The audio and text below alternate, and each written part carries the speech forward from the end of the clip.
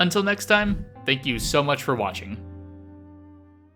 So I was working on several other projects, making headway, scripting, even a little Blender modeling for good measure. Really didn't have any plans to make anything before those bigger videos. But sometimes you just read something and have to drop everything and talk about it. That happened to me this week because Shonen Jump is finishing up its latest batch of serializations, and after 2 pretty standard sports series and 1 very standard Exorcist series, there started a manga called Ping Pong Peril that might just have one of the craziest first chapters I have read in recent memory. So let's talk about what the hell mangaka Yoshiharu Kataoka is cooking up. Going in and knowing basically nothing, you'd assume it's going to be about the sport of ping pong. It's not like Jump hasn't tried before with P2 Let's Play Ping Pong nearly 2 decades ago in 2006, or Full Drive back in 2017. So maybe this is just the once-a-decade attempt to endear readers to the sport of table tennis. Oh, you sweet, sweet summer child. No, this isn't about ping pong. It's about our main character Taira being handed a billion yen, or roughly 7 million USD, worth of debt, and needing to use his ping pong prowess to win his way out of that hole, lest his twin sister be taken away and trafficked. I have to stress, those are the stakes set literally within the first pages and panels. And trust me, it only escalates from there as Taira brandishes a knife in a desperate attempt to save his sister, dodges a bullet on sheer reflex, and then is just immediately swept up into underground anything-goes ping pong matches by a complete stranger. So we have our premise and road to salvation handed to us on a golden platter by page 16. Wonderful. And of course, Taira is up in his first match against the loan shark that nearly shot him dead. Did I mention the ping pong table is also golden? The entire room is gaudy as all hell, and maybe I could take a moment to talk about this being emblematic of wealth disparity, and Taira using his ping pong, the one thing he's good at, to try and fight back against this cruel, unjust world. Except we have no time for systemic analysis because literal sparks are flying from the ball striking the table with backspin, and the room has caught on fire.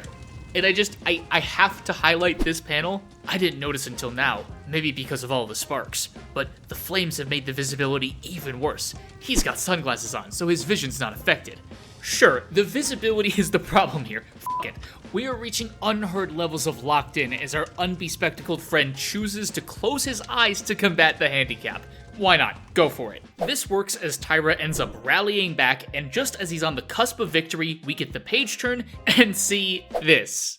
Genuinely, what the f*** am I looking at, dude? Like, okay, nothing against the art style. It wasn't my favorite, but it wasn't like it was distracting me from enjoying it or anything. But just every page and panel up to this point, nothing could have prepared me to just have this meticulously detailed eldritch creature dropped into a f***ing ping pong manga. It just genuinely broke me, and I read the rest of the first chapter laughing and in literal tears. I am not sure if that was the intended effect, but damn if I was not entertained. Taira proceeds to land the winning shot as the ball impacts the loan shark's face like it's made of tungsten and ricochets off to activate the sprinkler system. And that's chapter 1. Quite honestly, I wasn't sure how to feel about this manga.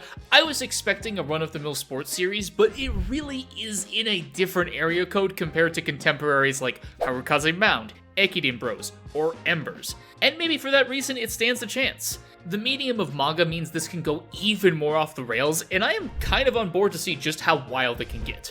Make it more ridiculous. Go full kaiji mode, strap bombs onto the players as it counts down the more their opponent scores. Give us even wilder set pieces to play around. Neither of the last 2 ping pong manga made it far at all, like we're talking less than 20 chapters, so I understand just going balls out from the word go. This is either going to land and we're going to see just how crazy things can get, or it's going to be axed at the earliest opportunity. I don't really see room for it to muddle about as it tries to gain an audience. What it's trying to be couldn't be more clear, and I appreciate how much it commits to the bit, so if people enjoy that, then I think it does have a pretty good chance. If they're not enjoying that, then I don't think there's much the series can really do to change what it is at a fundamental level. But that's where I'll leave it. Short video, I know, but I can't remember the last time I read a first chapter that just stun-locked me this much. So hopefully you enjoyed the insanity along with me, and look forward to more stuff in the future. Also, big thanks to Apps Nation for the ping pong table model. A link to it will be in the description, and it is 100% the reason this is coming out in a timely manner